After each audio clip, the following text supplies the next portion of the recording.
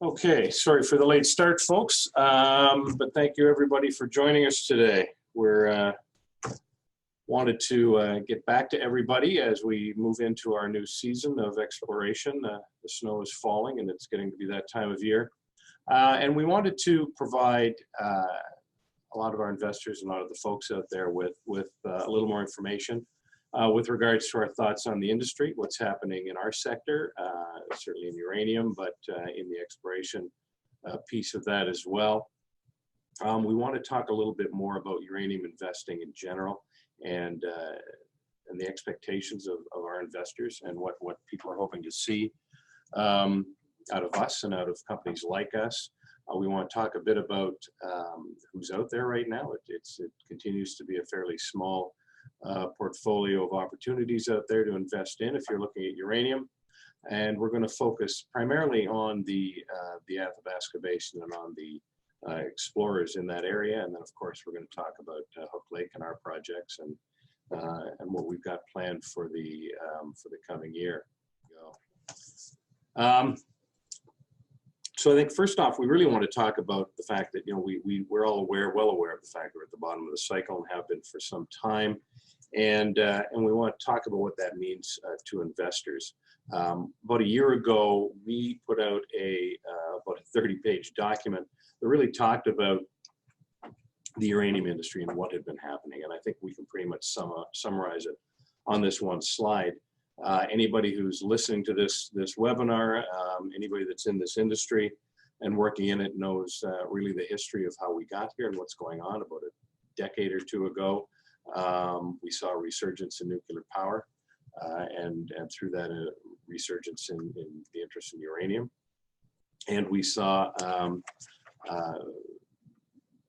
number of things started to grow out of that. But what during that period of time, I think the biggest thing that really started to impact where we are now is the fact that Kazakhstan started to put a lot of their reserves into production, and over the course of a long period of time, they increased their production up to about 40% of what is now the world's production, which was started to, I guess, glut the market.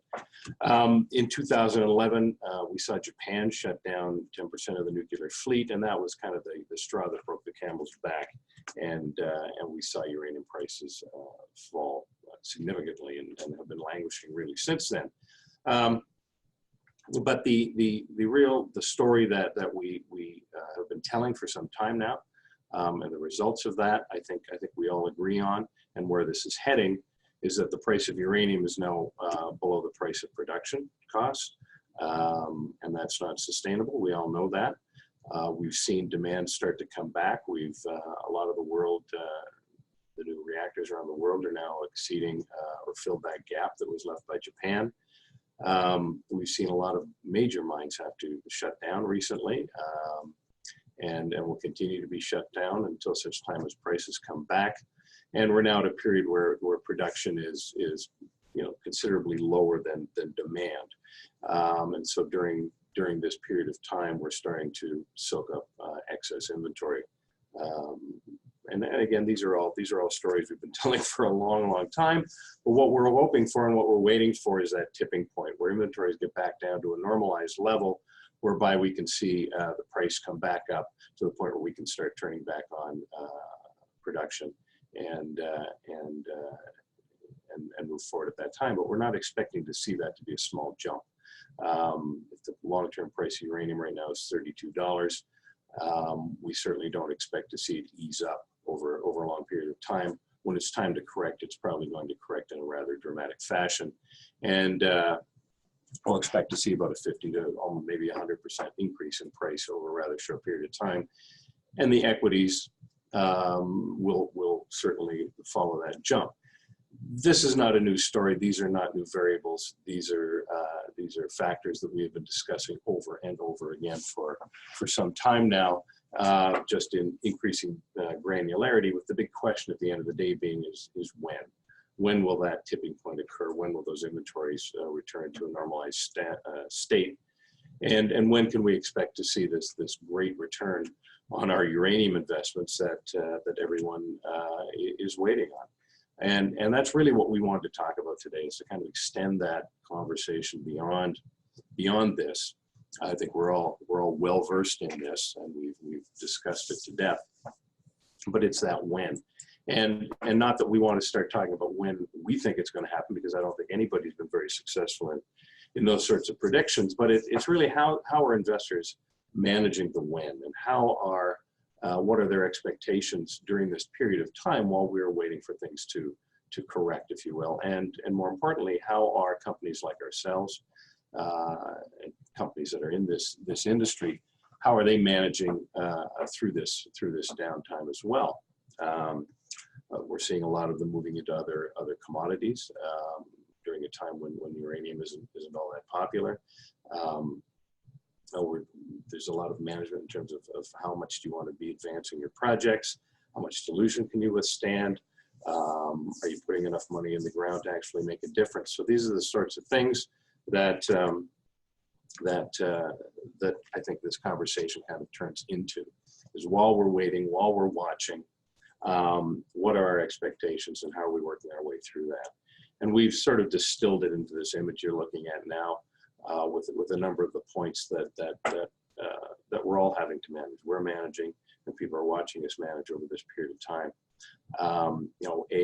One is how uranium focused are you able to remain? A number of companies, and rightly so, have had to make the strategic decision to start moving into other commodities and away from uranium, or at least to move the focus away from their uranium assets. And that's been going on over the last number of years. And that bleeds into the second point, being financial longevity. It's certainly been very difficult in the resource sector in general to raise money, let alone in uranium. But by, I guess, diversifying your commodities, it gives you more opportunity to bring in different investors. So it's what's the ability, or our ability, if you will, to make it to the end of the race here. And in doing so, when we're at the bottom of the market and coasting at this point, what sort of dilution are we imposing on investors and ourselves, and how are we balancing that off against our project advancement, and at the end of the day, trying to keep our talent and our capabilities intact moving forward. So we've updated a chart that we put together a year ago. I think a lot of people have seen this. Back when we first got into this, there was probably close to 500 public uranium listed companies, but now we've been moved down to closer to 50. We've updated this one recently, but you can see here that if you're trying to make a uranium investment, purely a uranium investment, you're somewhat limited in your options. Right now we're looking at about 11 explorers, 17 explorers. You see at the bottom there, we've added Standard Uranium this year. They've been working in the basin actually for a while now, but they're working right now on their public listing as well. We've got 17 developers around the world, and eight producers. And this is pretty much the lineup that investors have got to choose through. There's also a handful of funds and traders, etc., like Uranium Participation Group, or funds like Geiger Counter. But even in those situations, we've seen some of them having to kind of adjust their approach to this particular market. Global X rebalanced a little while ago and started getting not out of uranium, but starting adding a lot of names that were more into the nuclear reactor space, or the engineering and construction space. Tribeca Global, which was a fund that was initially touted on its uranium, was going to be a uranium fund. Really at this point, only 5% of their fund is towards uranium and nuclear, and they're more into natural or other renewable sources of energy. So these things have to be watched. Uranium Royalty Corp has been working on a listing for a little while as well, so that's another one to watch for.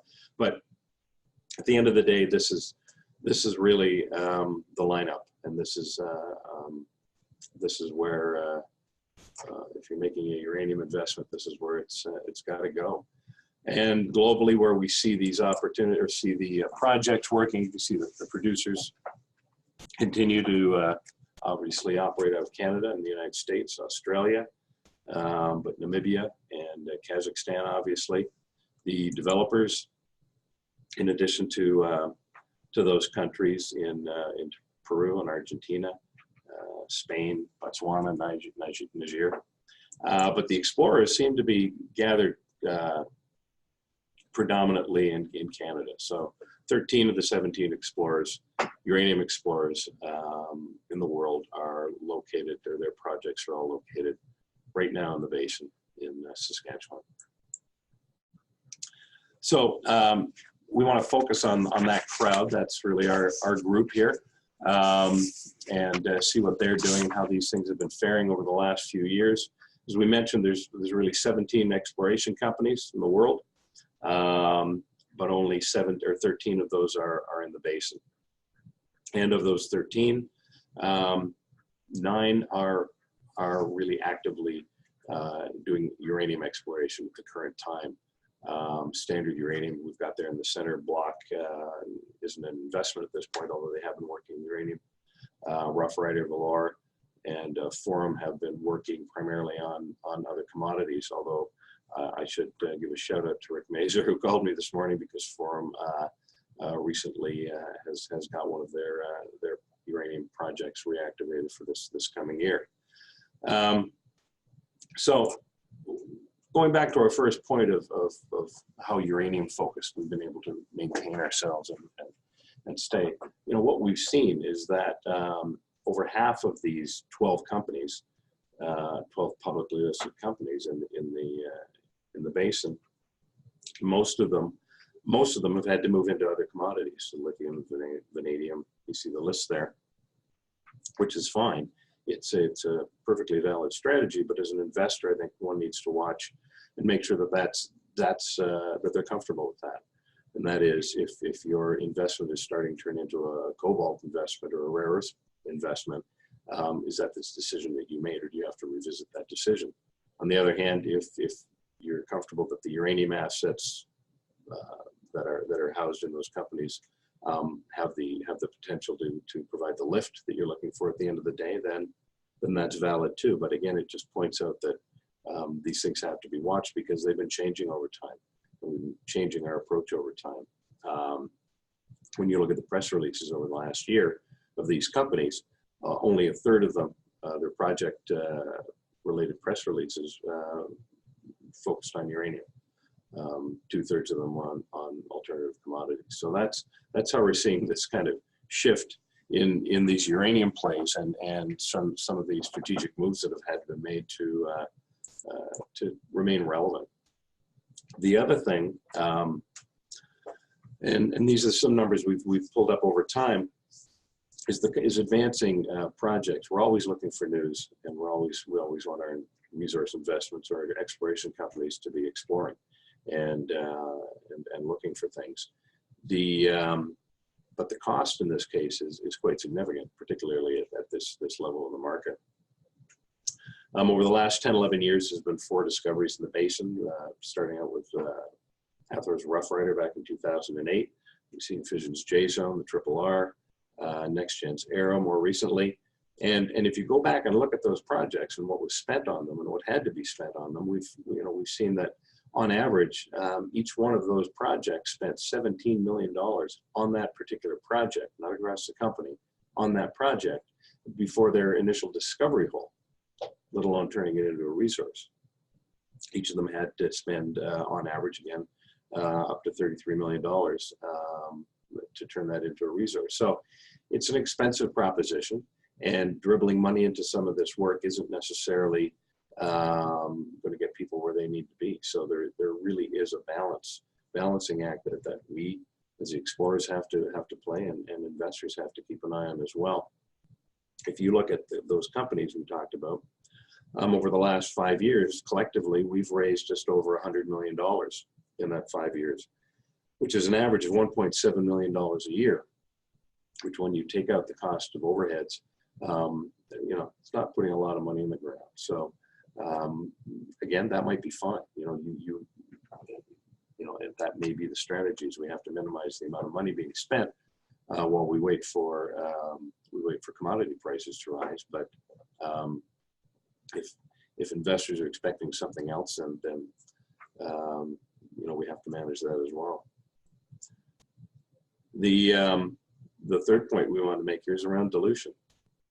And again, because we are all sitting at a point in time where prices are at a low point, any money we raise is very expensive.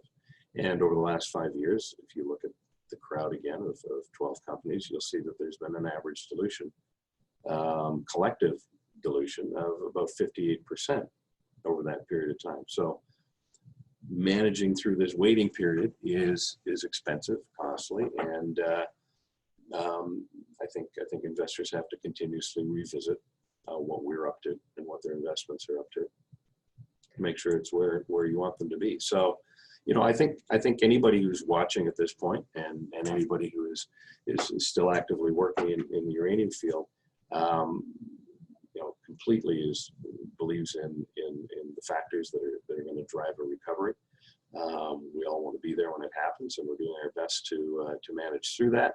We see a fairly significant and clear upside, but everybody has to be comfortable with the balance that's being made with regards to bringing in other commodities, our expectations of a discovery and spending enough money, and the ongoing dilution of our shareholdings. So we move into our area, talk about us for a little bit, our favorite topic. We've been operating in Saskatchewan for some time now, and have a number of projects in Saskatchewan. I want to focus on a number of these points here just to provide, I guess, some metrics as to how we're doing along these lines. And I'll start with our map of the basin. We currently have 10 projects along the basin. Most of them are very well advanced, and we have a significant number of drill targets defined in most of them. We have been focusing significantly on our Hook Lake project, which has been providing us with a lot of good work and good results over recent times. At this time, because we've been at this for a while, we've exited all of our lower priority properties. We've really culled this down to the projects that we like the best and the targets that we like the best, and all of our assessments are up to date. So we can hold on to these for some time, and not worry about trying to spend very valuable and expensive money right now on projects at this point in time. We can wait till things turn around a bit. As far as Hook Lake goes, this is a project that we joint venture with Cameco and Orano. We own 21%, and it's been a very valuable partnership for us, and they're fabulous partners to work with. And we've had the opportunity to operate the project, which keeps us in the field. It keeps our people current, and gives us a lot of relevance in the sector right now. Over the last 5 years, we've managed to operate and spend close to $18 million.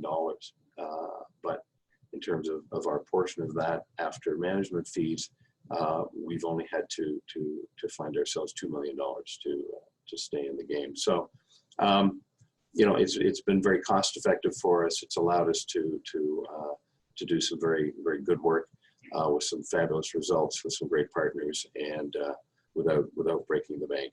And we appreciate our partners in that respect. But it has put us in a very good position.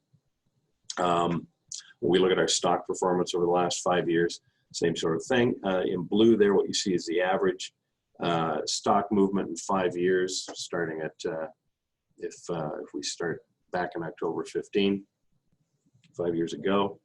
You'll see us in orange, and the spot price of uranium is the black dotted line. So we've been able to, everybody has been moving somewhat.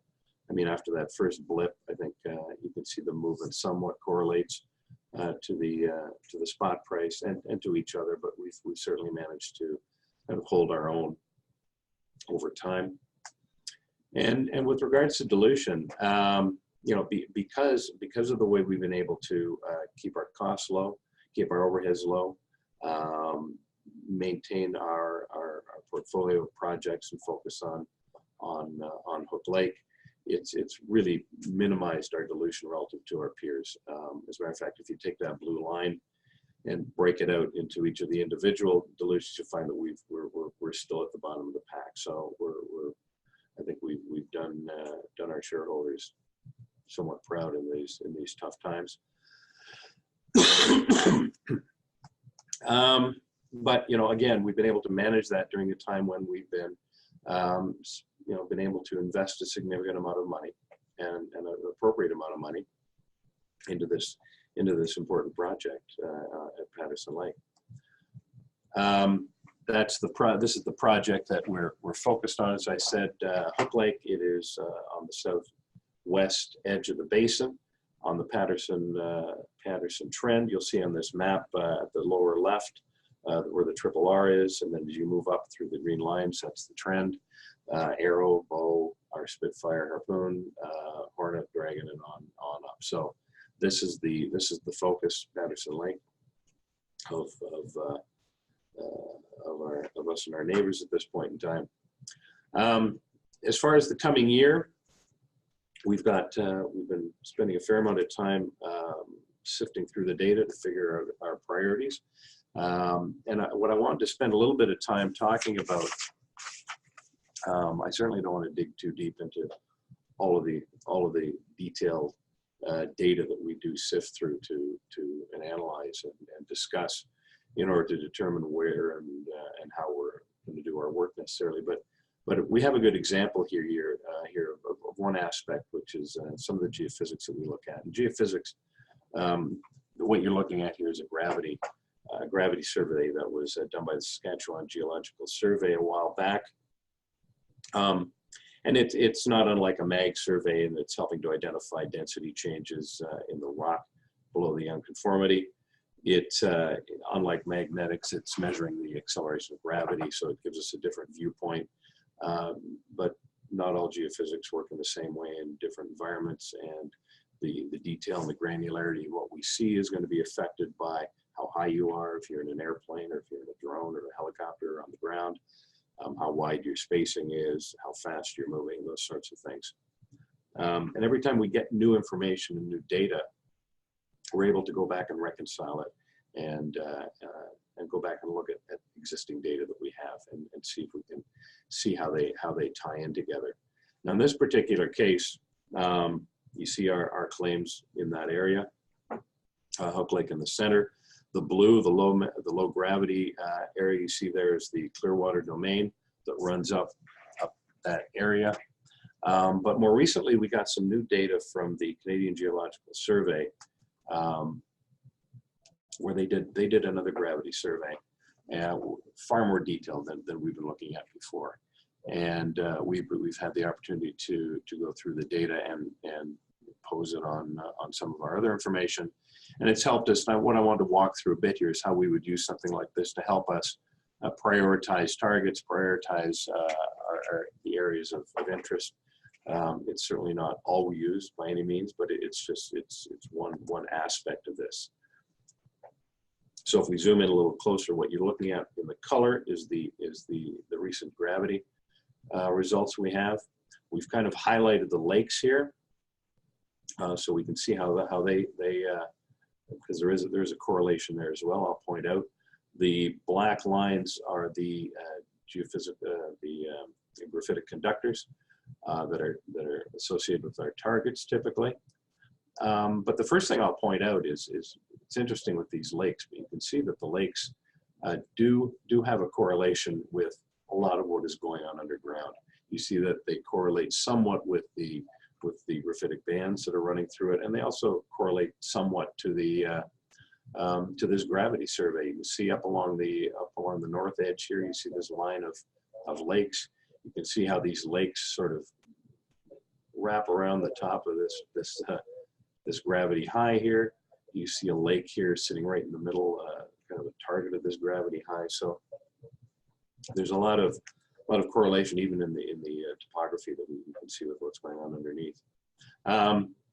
The other thing too is we'll point out is now we look at our known, our known successes. We look at something like Spitfire, Arrow, Triple R, and what we see is they're all sitting within this transition between the pink and the yellow.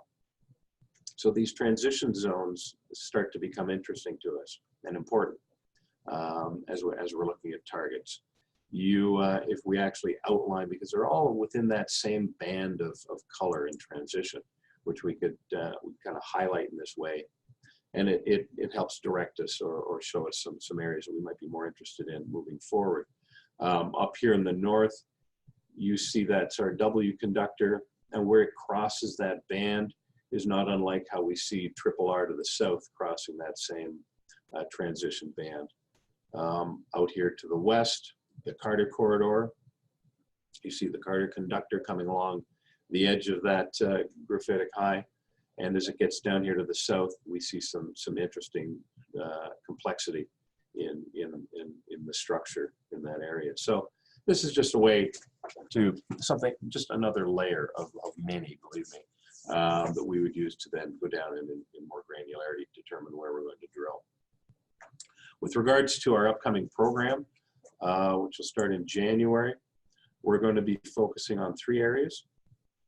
The first is to the south here, right in the center.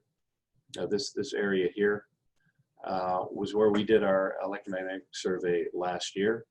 It was an area where we had some successes. We were moving into the area, but we didn't have enough geophysical work done over that area to really define the targets to the extent we wanted them to.